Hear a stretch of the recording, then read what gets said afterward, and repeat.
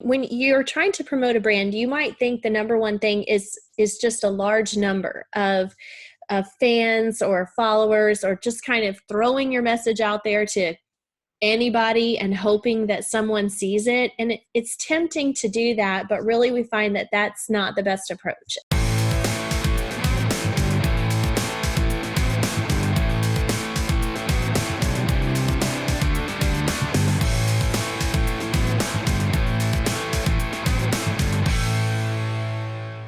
Hey folks, and welcome to episode number 1 of the In Focus podcast, where my goal is to help you establish a clear vision and strategy for marketing and branding your agriculture business through video.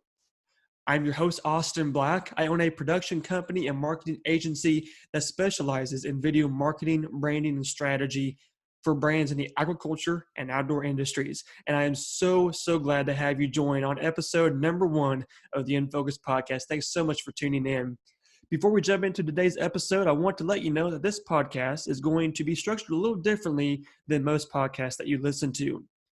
We're going to break this podcast into seasons that consist of 7 episodes. Now, why are we doing that? Well, because this podcast is centered around these 7 steps or these 7 questions that we address in our video strategy workshop. And I want to walk you real quick through these steps so that you know what to expect in the upcoming episodes.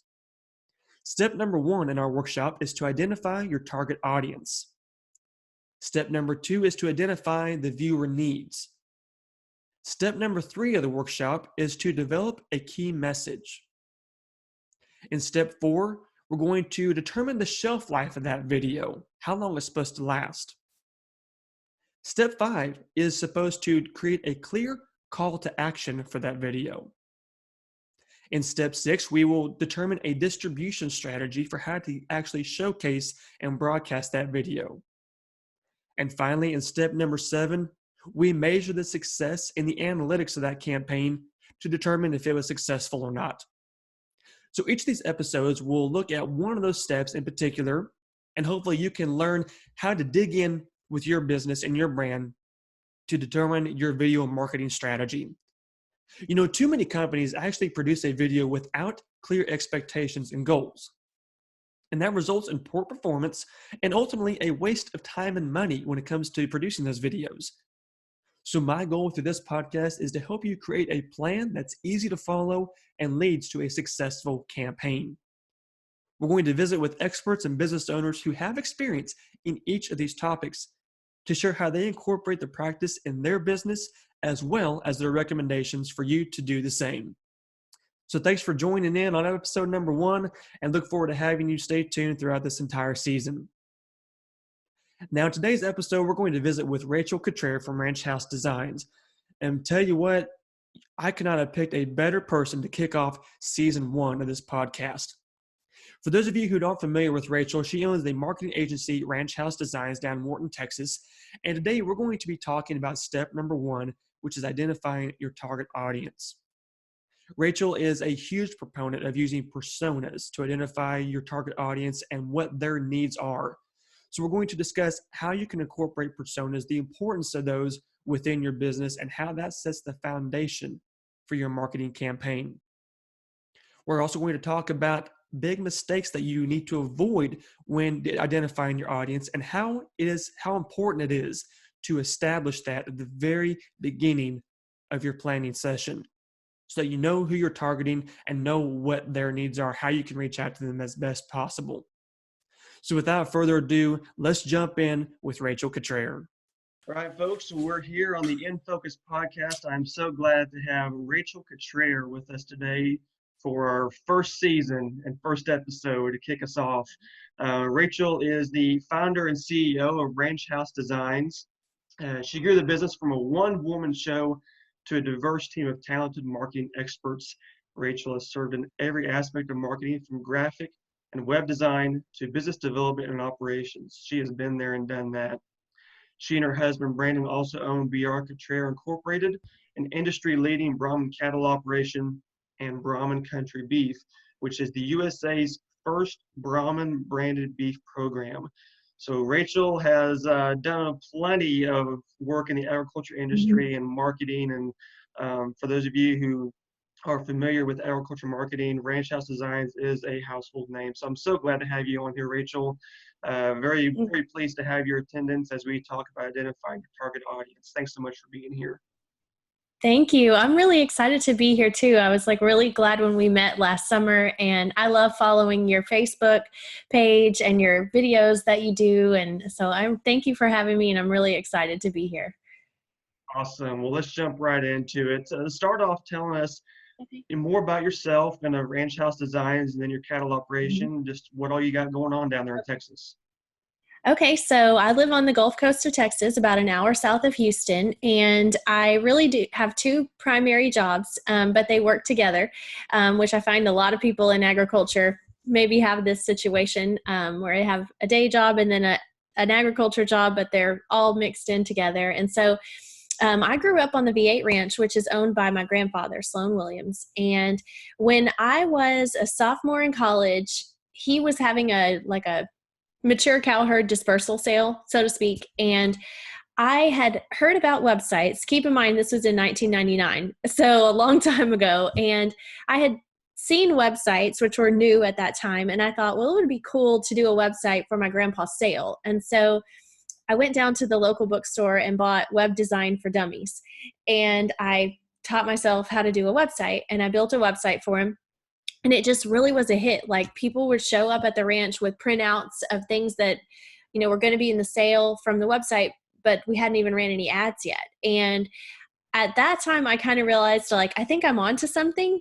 Maybe ranchers are into digital marketing. And so the business really expanded from there. Just starting with one or two friends that I did their website for. Now we serve over 760 ranchers across the USA, across the world, actually. And this is at Ranch House Designs. And then in my other business, which is my cattle operation with my husband, we own and operate BR Cutrer for Brandon and Rachel Cutrer. We have about 350 head of cattle, registered and commercial cattle.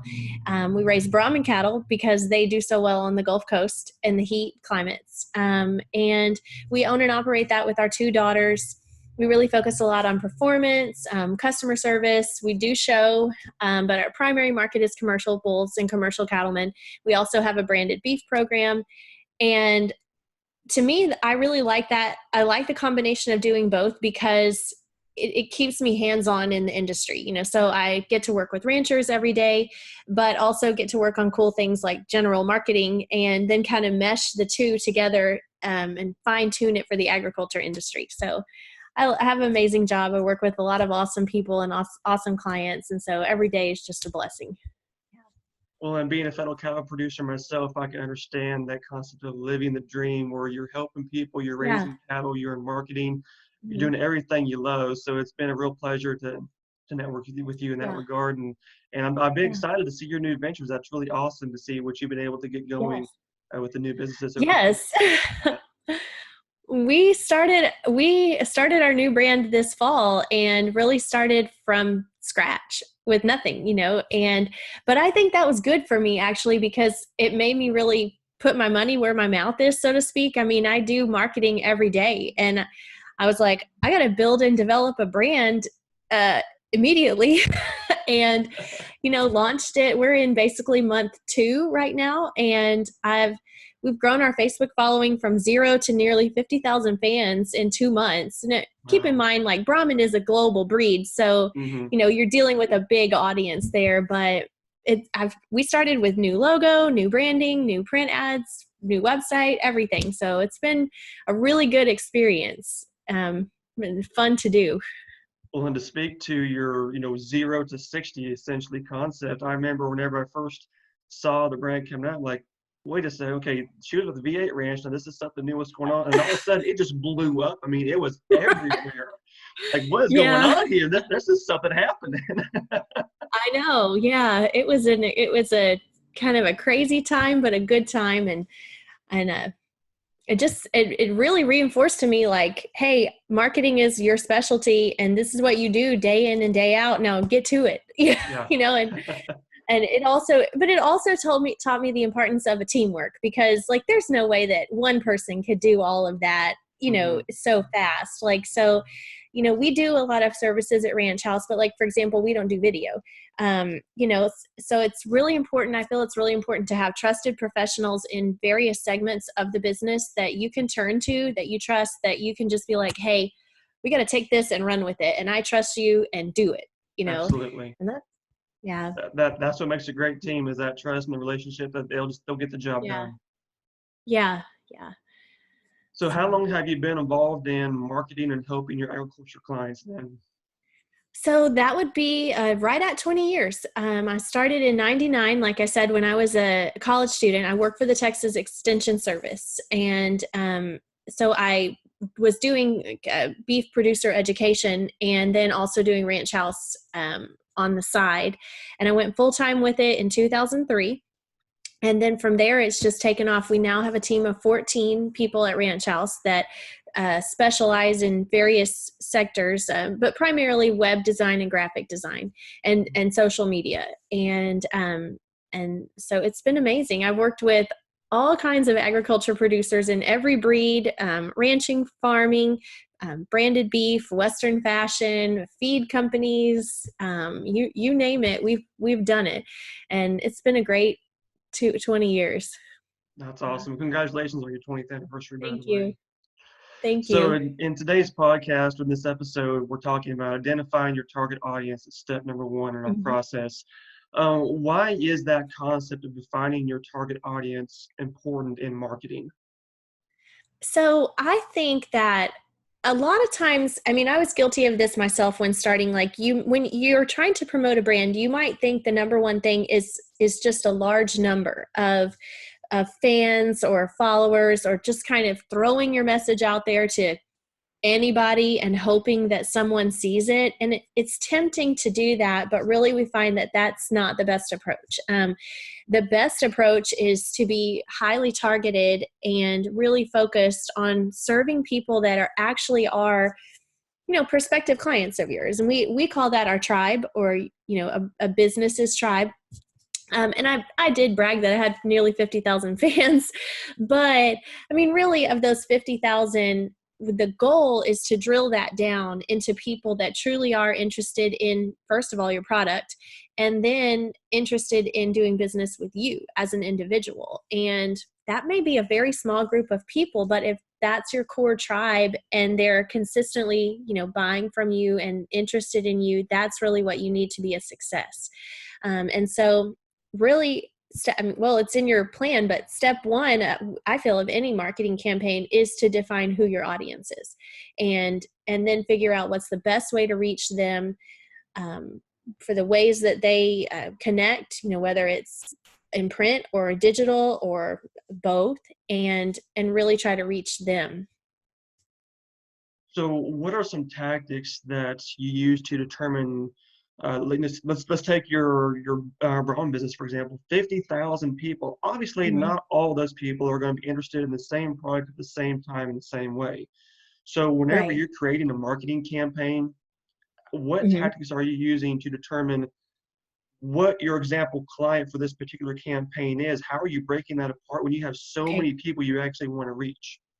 Sure. Okay. So we actually use the marketing strategy of developing personas, and I know you're familiar with personas, but some of our listeners might not be. So basically, what a persona is a semi-fictional character that is likely to do business with you, and you might have 4 to 6 different personas for your business or for a particular product. But for example, like in my branded beef program, one of my personas is a 40-year-old mom with 2 kids, family dinners every night. But then another person in my beef business is a young single man on the weekend with his buddies.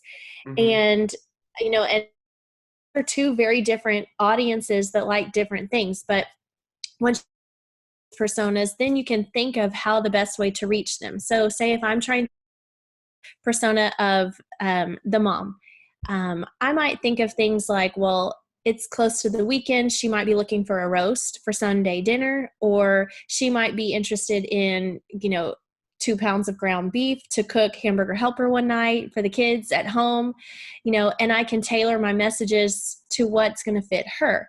But the weekend griller guy, I'm going to reach him in a totally different way. And I'm going to be pushing products to him like a brisket or ribs or things like that, and that are going to be of interest to him. And so really step one in creating your personas is to start trying to write them down, like think about who your customer has been historically, and then characterize them based on age, sex, where they live, their interest, the products that tend to really connect with them, and get them on paper and get them organized where you can refer to them and tailor your marketing to those. So you listed several different demographics for a customer there. How general or specific do you recommend a business get when they're developing these for the first time? So every business is different, especially if you're a rancher, your personas, they might include like beef producers that live within a certain mile radius of you, or they could be people who buy from you every year. But if you're, say, a retail business, that's going to be completely different. So it is kind of tricky in developing your personas because you have to use a combination of data to build those, but also a little bit of gut instinct as well. Because really, you know your customer probably better than anyone else. So I think that looking at your existing customer base is a good place to start. Look at if you have any type of sales records, try to start breaking those down by geographical location or age, maybe time of year that they buy, and then try to combine that with any other data that you have, like your Facebook analytics or maybe your email marketing list, any data that you have there, and just constantly work at meshing all that data together to strengthen and build your personas. So with some of the clients that you're working with at Ranch House Designs, I mean, you're with some pretty large name brand companies. What is their strategy, or how do you guide them when they are picking up their personas? Maybe it's for the first time or it's for a whole new campaign. What steps do you walk them through to get to that point? So we try to look at, initially, a really simple thing is to look at two data sources. The first one is if you have an existing social media, like a Facebook page, you can look at your insights there, and that's going to give you a good idea of who your current fan base is. An example I use is I used to work with Charlie One Horse hats. They're like the fancy hats for women and stuff, but their parent company is Resistol. And we worked with both of those brands.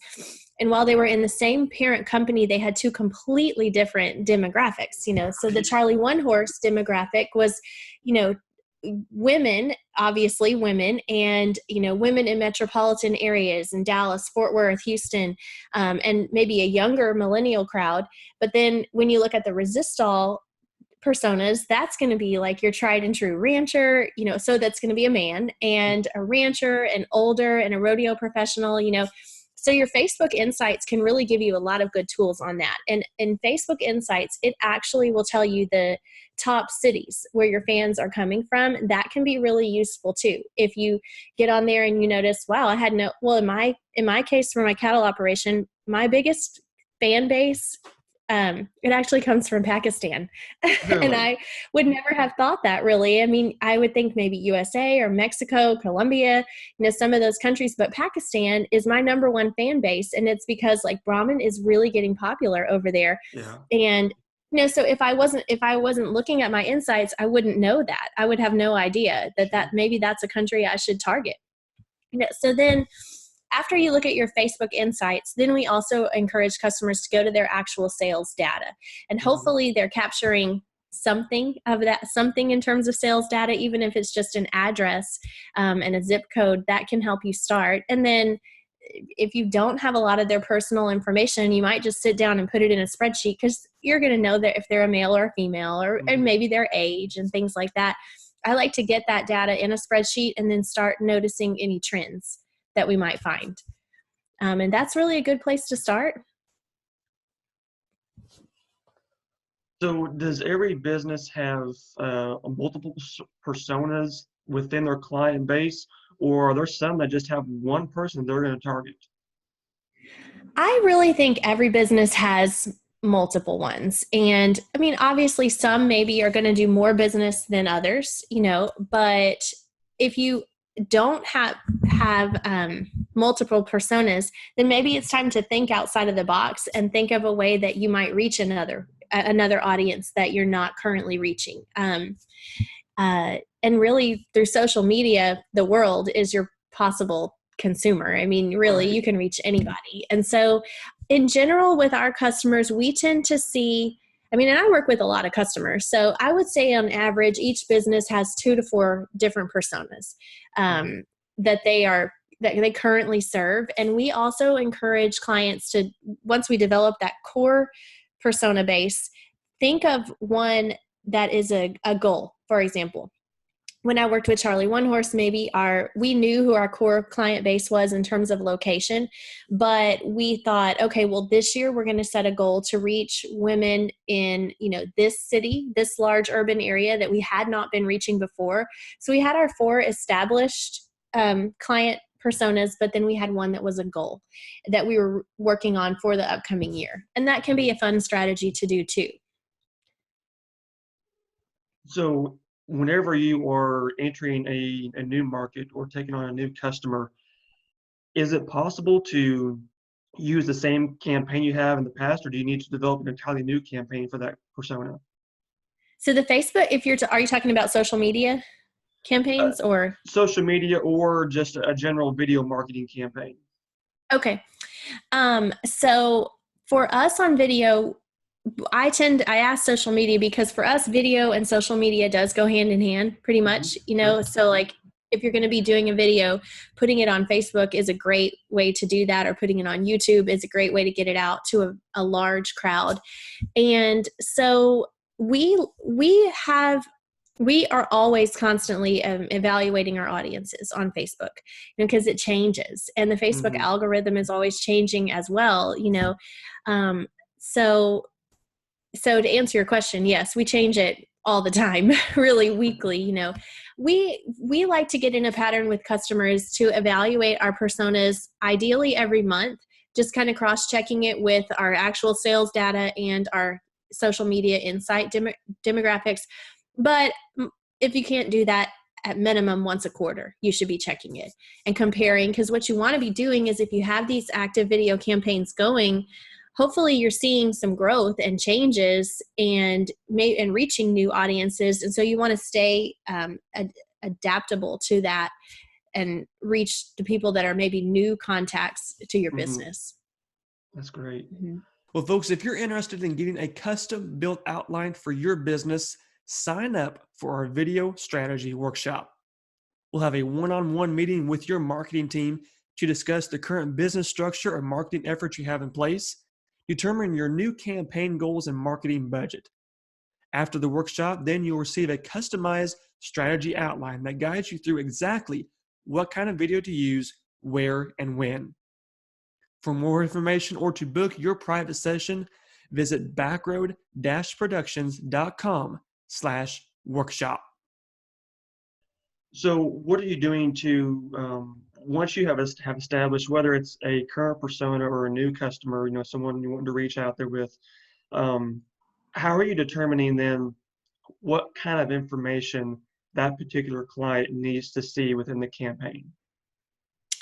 Okay. Are you talking about in terms of messaging or like trends? What are you So thinking on?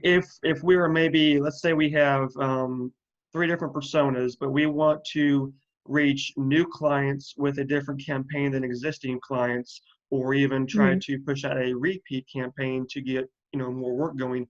How are you Mhm. deciding what parts of that buying process that clientele is going to be at, and then what information you're going to include to reach them under that persona? Okay, so that really goes back to like the step one of the process to us is like, let's just use maybe holiday shopping now as an example. But if our goal is to increase holiday sales, obviously there's a lot of strategies you could use to that, but one strategy might be a video about like a video of your store, a video featuring some special events at your store or things like that. So we're going to initially in the process, we're going to determine, okay, who is this specific video for? You know, is this video, let's say it's going to be to attract a middle-aged woman who's doing a lot of Christmas shopping for friends and coworkers and family. And we want to get them in our store by watching this video and let them see like the fun things. And we have these events and stuff. Well, then the whole message of that video is going to be tailored to that one person. But then you might do a second video that is also to boost holiday sales, but maybe it's reaching the guy that doesn't know how to do Christmas shopping at all. And so the message of that video might be something like, we can do personal shopper. We have a private shopper for you. We offer free gift wrap, you know, the things that are going to appeal to that audience. And it kind of goes back to what I said at the beginning, is not every piece is going to be targeted for everybody out there. You really want to make those highly targeted campaigns to connect with the core people that are likely to do business with you. I mean, if you do a video, tell me what you think on this, Austin, but I think a lot of people get wrapped up in like viral videos or like number of views and things like that. And that's all great, but what good is that if those people aren't actually coming to view and coming to buy from you? You know, that to me, I'm much more concerned about quality views and connecting with quality customers. That's a great point, and I think it depends a lot too. Kind of back to the core of our conversation, what is the purpose of that campaign? Mm-hmm. Now, if you're wanting to just generate chatter and engagement and get as many eyes on as possible and just get your name out there so everyone's talking about you, then viral is definitely the objective. If you want to actually get a return on that investment, get people to come to your store and buy from you, then yeah, we may have 10,000 views, but only 100 of them are actually quality customers. So how do you then attract those customers once they come in? So yeah, it's everyone loves viral, and viral has its place, but it doesn't always fit the bill for your situation, I don't believe. And I also think I love the social media and I love the videos, but ultimately I think it's really important to try to capture the contact information of those prospective clients, you know, so you can't have like a join my mailing list form on a video, but maybe you need to have a call to action at the end that's like visit our website, where hopefully you do have like a join our mailing list. Or when you post that video in YouTube, in the description, you know, you list your website where people can get to it. Because at the end of the day, it is about connecting with clients and getting them, you know, into your brand, so to speak, where they can see further messages from you. It's not just like a one-time deal that they see. Absolutely. And that's one of the things that, you know, as we start this process off with this concept of IDing your target audience is so important, because every video is going to have a different purpose. You're going to be capturing leads, you're going to be generating sales, you're going to be just engaging with your customers and not even asking them to make a sale, just staying in front of them top of mind. So there's so many different avenues and ways you can approach it, and it all depends upon who you're trying to reach. Yeah, that's right. I know I use the model that's like a give, ask. And I think we've talked about that before, but everything you do shouldn't be sales. You really should do 3 gives, which could be like, you know, an educational video or just a video about the history where people get to know you. And then maybe your 4th video is about, oh, come visit our cattle sale or something like that. But the 3 prior to that have just been general that showcase your operation without asking someone to buy something from you. Definitely. To really build that connection. Good old Gary Vaynerchuk coming through. Yeah. Yeah. So I know one of the big things that sometimes businesses get wrapped up in and confused by is marketing versus branding. You know, we have they're similar concept, but they're different approaches, and sometimes vastly different depending upon what your business is.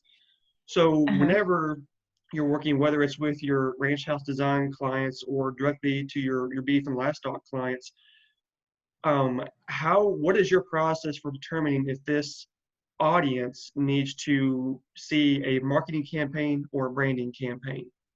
hmm So to me, the difference in those two, they get interchanged a lot, but your branding to me is your core image of your company. And that includes some things like your logo, your colors, your slogan. Those are all part of your branding, but your marketing is a much bigger and long-term process. Your marketing is a constant process that you're just general brand awareness and brand promotion. But you can't do the marketing without the branding, and really you can't do the branding without the marketing. They go Right. together. So, but I do find that a lot of people maybe don't have their branding in place, so to speak, and that's totally fine. Like they may have a logo that they use, but they don't have a slogan, or they don't have colors, or just some of those basics, and that's totally fine if that's the case, because you can always go in and add those, Mhm. add to your branding basics once you have it. I think that video really, in today's age, video really does fall under the category of branding initially in creating that story.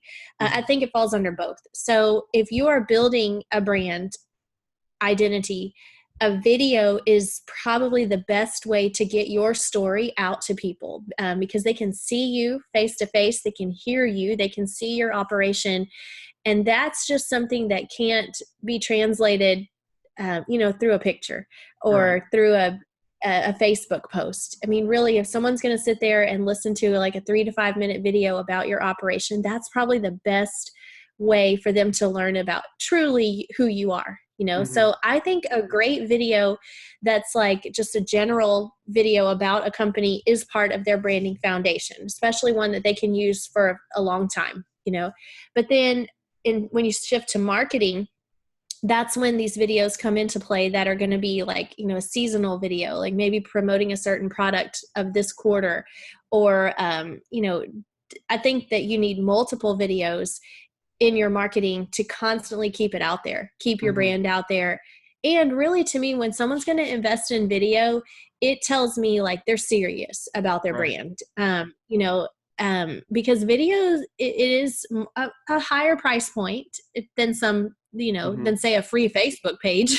you know, if you're going to make a video, you're going to have to commit to doing a day at least of shooting and editing and proofing, and it takes time. But if I see a well done video from a company, that tells me like they care, Right. and they care about their customers, and they care about, they're getting their story out there. I mean, so to me, I think video is key for both, for a basic branding and for marketing.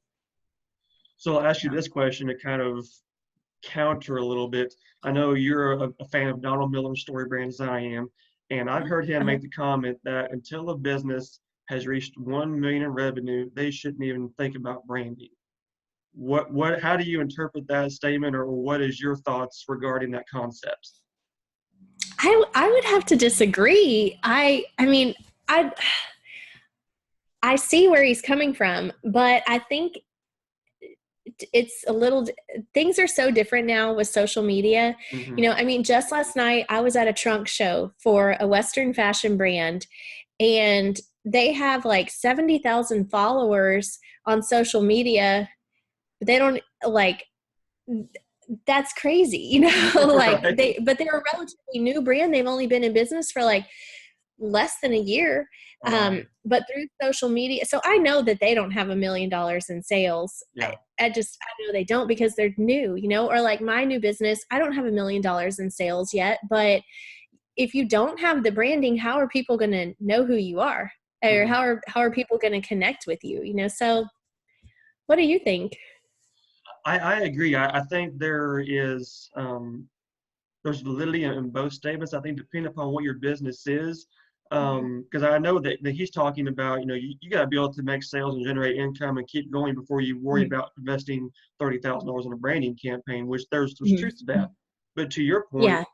you have to establish who you are for people to even buy from you. You have to establish Right. what your core values are and your ethics, and why anyone should even care about your business to begin with for them to even start buying. So I think Mhm. the brand is something that you have to initiate from the start Mhm. and get that following behind you. And then maybe once you hit 1 million, then you can invest 30, 40, 50,000 in a campaign Yeah. to build that up.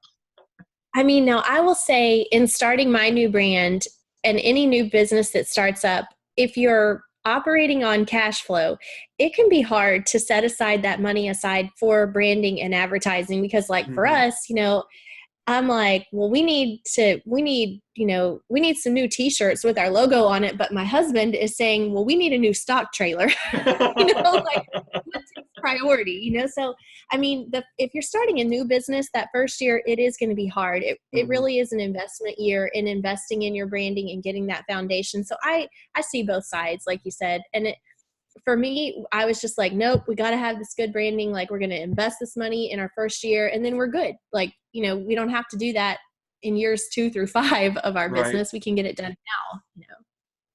So Yeah. looking back over the past 20 years with Ranch House Designs and then however long you've had the beef business going, what are some of the biggest mistakes that you or your clients have made when you're trying to ID your target audience? Okay. I think probably the biggest mistake is the concept of just throwing a lot of money and advertising out there without a plan, and without knowing who you're trying to reach. And I think fear is kind of what drives this because I get guilty of this myself. Like say it might be the day of my online sale opening and I'm like, have I done my job of letting people know that the sale is happening? Like maybe I need to buy this email blast last minute, or maybe I need to put $50 on a Facebook ad or things like that, and it's tempting to make those last minute decisions. Mm-hmm. But I think it's much better to have a plan. And I mean, you can vary from that little by little, but to never spend a dollar in advertising without a plan and a measurement to know if it worked. And but that doesn't mean you can't constantly try new things. Like, I might say there's a magazine that I have been noticing a lot more that I'm not advertising in. I'll give that magazine a new try. I might incorporate some ads with them for the year, but I'm also going to come back and measure that and ask new clients, like, how did you hear about me? And pay attention to if they're saying, well, I saw you from this new outlet, or I saw you on Facebook, or I saw your website, and then if I'm not getting a return on that, then I'm going to change next year. I am a big fan of highly targeted ad placements and a highly targeted plan, not just throwing something out there. I mean, and a good basic example of that is I know for my Brahmin customer, I mean, you in Missouri, you're probably not going to buy a Brahmin bull, right? It's too cold. Right. So so for me, it doesn't make sense to advertise really anywhere north of Oklahoma because Mm-hmm. that's just not my client. That's just not my target audience. So there may be the best, I may love reading the like Missouri Cattleman magazine but if they ask me for an ad, it just doesn't make sense. Right. So you have to know who is truly your customer and who is truly likely to do business with you.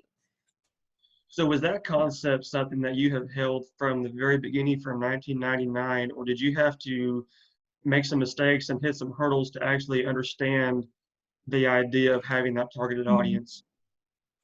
I think I did. I've made some mistakes, and that's okay. I think everybody has, Mm-hmm. the real kicker for us in agriculture, I think is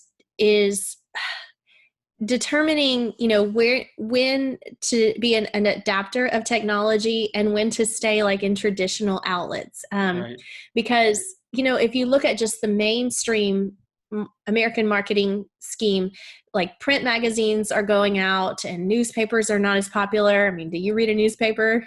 I I read our don't weekly know. classified like once and Yeah. we'll throw it away. I mean, so, if you look at that, then you're like, oh, well, I don't need to advertise in a newspaper. But in the cattle ranching sector, I mean, I can name 5 to 10 like regional newspapers that are ag based that are amazing publications that Mm-hmm. people do read.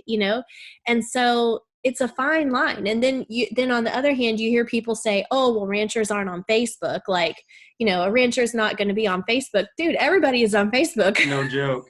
I mean, My 85-year-old maybe not grandma's on Facebook. yeah, I mean, maybe not the younger generation, they're not on Facebook, but so where do you bridge that gap? It's a hard question. And you have to try new things. And if you see that they're not working, then adapt next year. But it doesn't hurt to try new things and give it a try, as long as you measure the effectiveness of it and then use that in your decision making. That's great. So as we wrap up, are there any other tips or advice that maybe we didn't cover that you want to address on this concept of identifying your target audience? No, I mean, I think it's great. Is there anything we missed too that you think? I think we did a pretty good job of covering it. I want to ask you, I mean, you do so much video, like, I feel like video, so there's like Facebook Lives, there's like a Facebook Live, but then there's pre-done video. And I feel like Facebook Lives, there's no comparison, in my opinion. Like a professional video is so much better than like a Facebook Live. But what do you think? And I mean, do you see that Facebook Lives are declining, or? I think it goes back to our core thought of the day of who are you trying to reach and what is your message for them. I've done some Facebook Lives on my page that I've just blown up and gone like crazy. And I've done some professional videos that hardly ever got any views. And then vice versa as well. If I have a campaign that that has a specific target audience and reason for, and I'm pushing something with that, then it does really well, versus if I'm just out shooting something random, it may not be as interesting. There is definite there's advantage to both of them, because if you're in a situation where you want that instant engagement and you want to showcase what's happening as it's happening and have that live element that is so attractive to some people, and it's like reality TV. I mean, we just can't stop watching it. So in that regard, there are some situations where Facebook Live is just incredible if you're doing it in the right situation. If you have something that is relevant, that is engaging, that draws people in to connect with you. And that may just be you talking to people. It may not even be a video showcase stuff. You're just doing a live stream answering questions, something that simple. But at the same time, there are opportunities when a professionally produced, planned, strategic video for your brand or for your marketing program is going to do so much more than walking around your store doing a live showing what products you have on sale.